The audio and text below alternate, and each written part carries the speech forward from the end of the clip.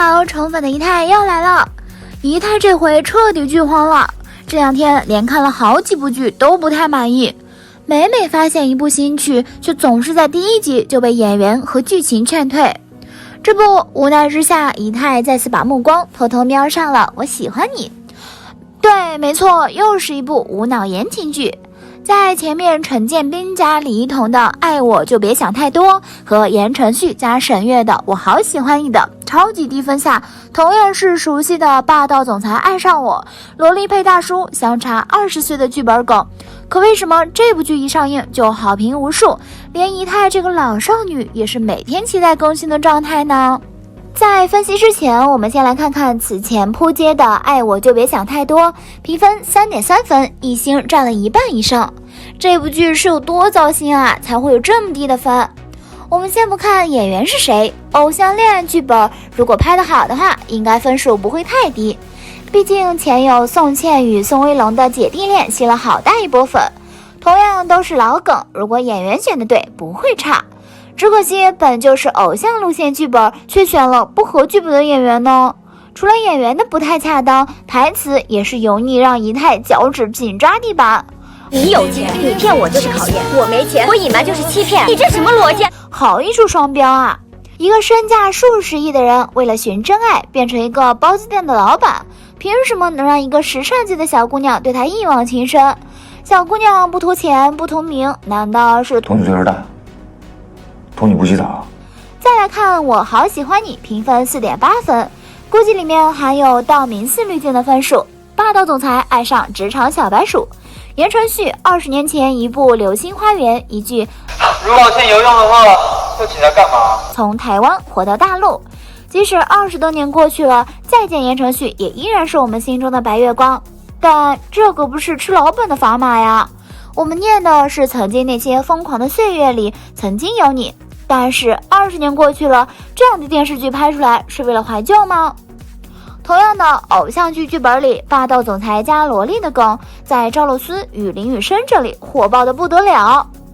姨太凭良心说，这部剧剧情的设计还是相当侮辱智商的。比如女主搞错停车场，把男主的车毁了一个面目全非，男主想要留下电话号码，却苦于没有纸，来往我脑门上写。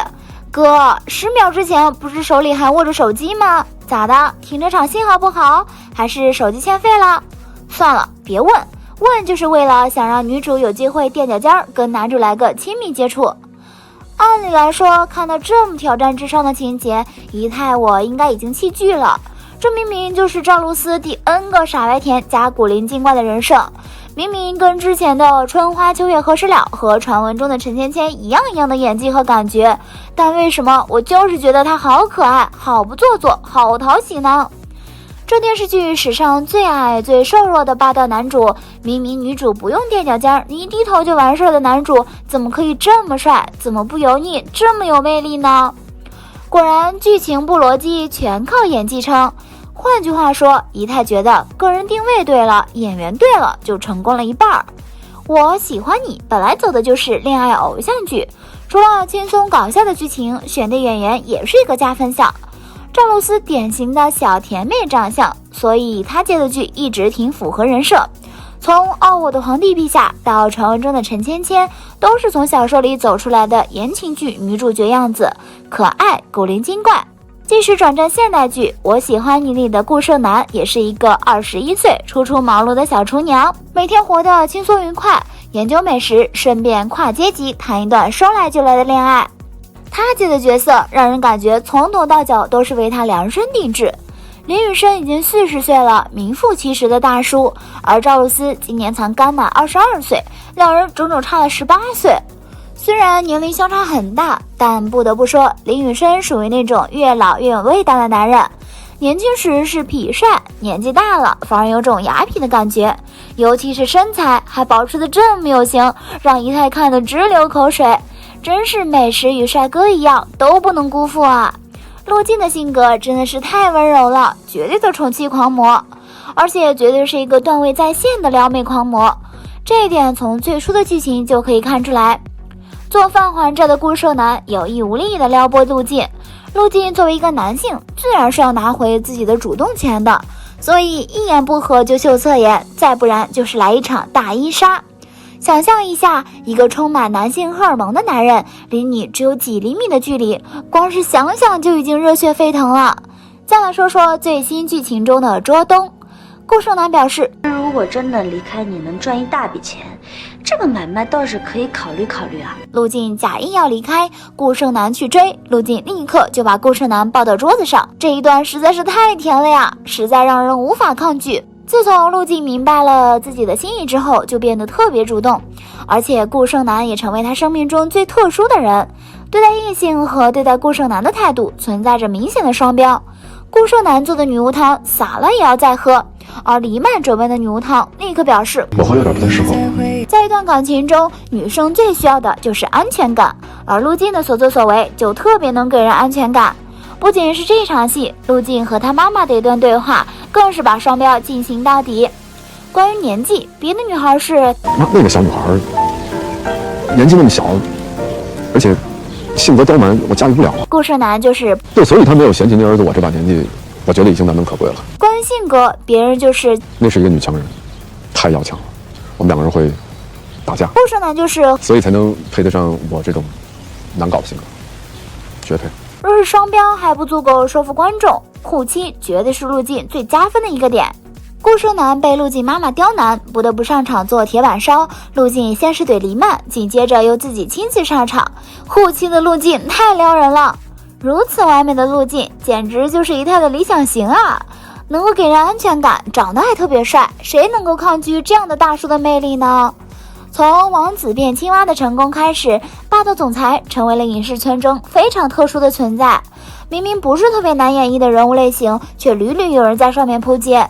有全程无表情情绪宛如机器人的霸道总裁，有油腻到可以挤出3斤猪油的霸道总裁，有狂暴症晚期歇斯底里派的霸道总裁。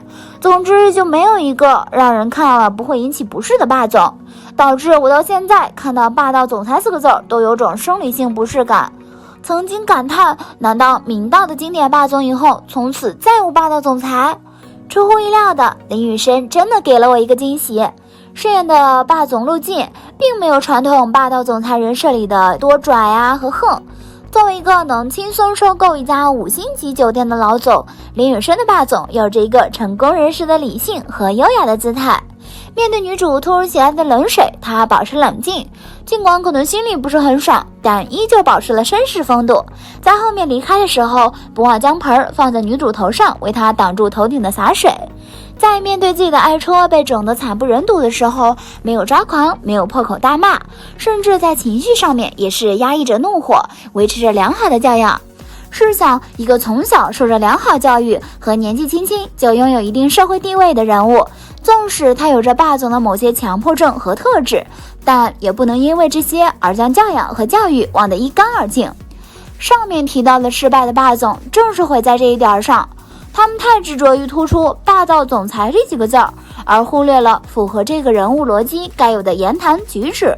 不可否认，林雨申本身也是个很有魅力的演员，他的杨逍风秀俊雅，甚至让人一度忽略了杨逍是个渣男。